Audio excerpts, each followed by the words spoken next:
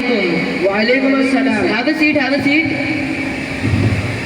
How are you? Long time no see. Alhamdulillah. What about you? Alhamdulillah, I'm also fine. Nice to see you. Hamad, how come our school introduced this wonderful program?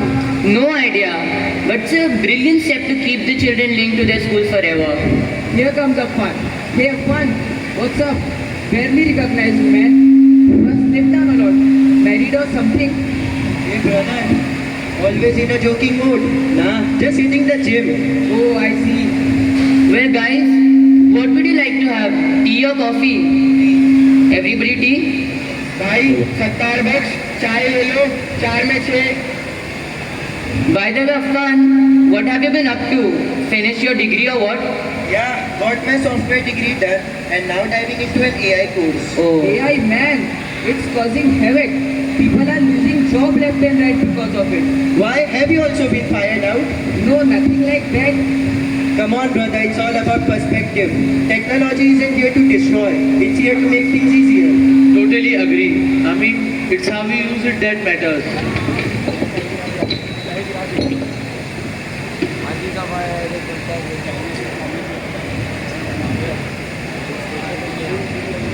Wow, so fast service. technology, sir. But brother, today the apps and technologies are replacing the humans. So where will these people go? What about their employments? Wait, Dhruv. I'll tell you. This is very natural. Every new century, even every new decade, comes up with an entire revolution in every field. People always create issues against it, but within few days, they all get adjusted. Indian people are usually very emotional. Maybe due to that, they hardly accept any change. But improvement needs change, brother. Indian people are so emotional that even while watching TV shows and dramas, the entire family starts crying together, concealing their tears. Yes, humans are supreme. No technology can replace humans. But the only thing is that you need to keep learning every new thing to survive in this upgrading world. If you consider AI as your assistant, it will surely help you. But if you feel it's a hindrance, you will find difficulties. Be optimistic. Good, so good. The saying of APJ Kalam is, a pessimist sees difficulty in every opportunity, but an optimist sees opportunity in every difficulty. Because of technologies, work has become so much easier today. This revolution has taken place within a couple of decades. Just 20 years ago, the work that was so difficult is now only a matter of seconds. Like bookbinding, typist, PCO, ice cutter, lamp lighter. Even for a single announcement, there were people to go street by street conveying these messages. These professions are now almost finished, but the livelihood still prevails. No change were the dialogues of the shopkeepers in the past. This is also finished today. But how long do these people need to learn them? See me, I have been running a mobile shop, well earning and no need to update any knowledge. Whatever new mobile comes in the market, just take its stock and carry on happily. Learning has also some age limits, yaar. See Naufal, as long as you are living, you can learn and you should if you want to grow. See, the Anbiya alayhi salam were the best knowledgeable people of their time. But still, Hazrat Musa alayhi salam went to Hazrat Khizr and asked him, هل أتبعك على أن تعلمني مما علمت رشدا? Teach me some of the rightful knowledge you have been given. So, being a Nabi, if he can stay for a long time to learn new things, why can't we? I understood. Very good example you gave. But what about Madaris? We see no changes in them. The elder of Madaris should also come up with changes. They seem stuck. What do you say, Hamad? Don't mind. I am suggesting you as you are studying there. Oh dear, have you ever visited Madaris? They are the base of all success. Our knowledge is temporary. Our knowledge is physical. But their knowledge is physical as well as eternal. Our lives are very short. Soon we are going to see eternal life. And it's Madaris only that teaches us the way to get success in eternal life. भाई कितना हुआ 120. Wait, Naufal. Let it be. No, I will give it. I will give. Okay. Okay, Naufal. Give. but next time I will give. I know you very well, Haris. You do this every time. The next time is never going to come.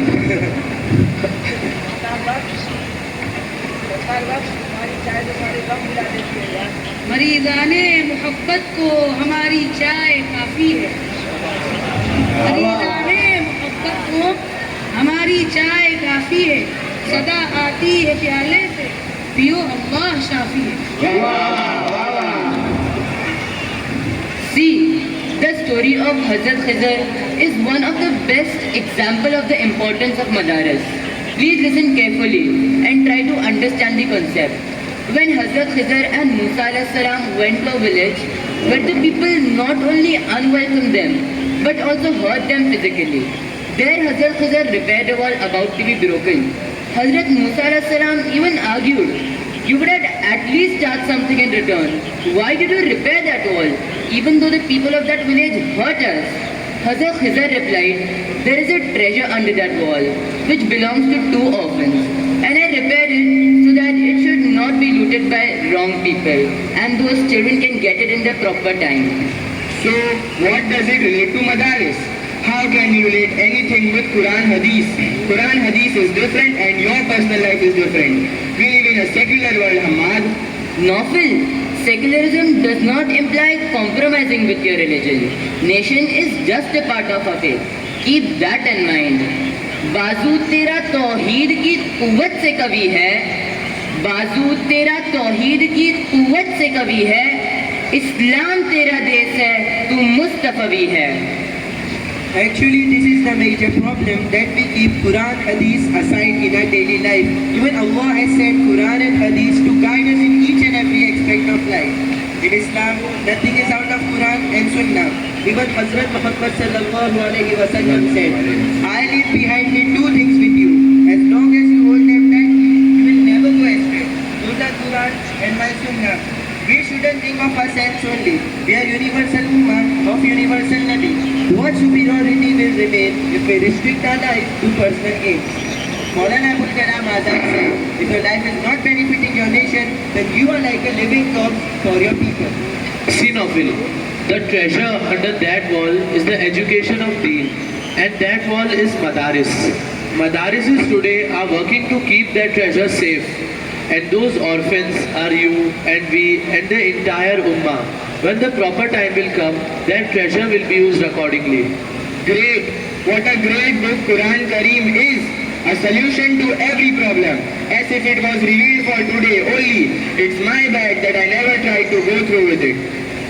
And that treasure is not bounded with Zabar, Zer or Pesh, but it has all the teachings of leadership, business, social and political life, economics, defenses, ministries, even knowledge from pre-birth till eternity, and it is all being imparted in Madaris. Part of that all is in our Safa school also, right? As here also, the ulama are teaching us the knowledge of deen. You are right.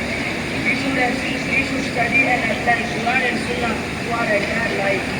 Yes, but the work is not done. The number of schools are still less than the number of children today. The aim of a school is not to bound these teachings to the students of Safa school only. We need to universalize this system. There is a requirement to open Safa school in every society, and this reunion of students is also a reminder of Safa's aim. You are right. Thank you, Jazakallahu Khaira. May Allah accept the sacrifices and efforts of our elders and the founders of our school, as well as the ulama and teachers who have almost given their complete life in making us true mu'min and true human. Allah sees our heart. Who would have thought a small step taken by Shahab Sir Rahmatullah alayh would reach to these higher peaks? Yes, Allah definitely sees our inner intentions. Man jadda wajada. Allah Rabbul Izzat has accepted Sheikh Shahabuddin sir as one of the founders of moral-based and Islamic school in Mumbai, which has been giving successful and great results by the supports of ulama, teachers, our elders, and every person like you and me. May Allah accept all his efforts and sacrifices. Ameen. Let's make a Maulana function. Yes, inshallah. Inshallah.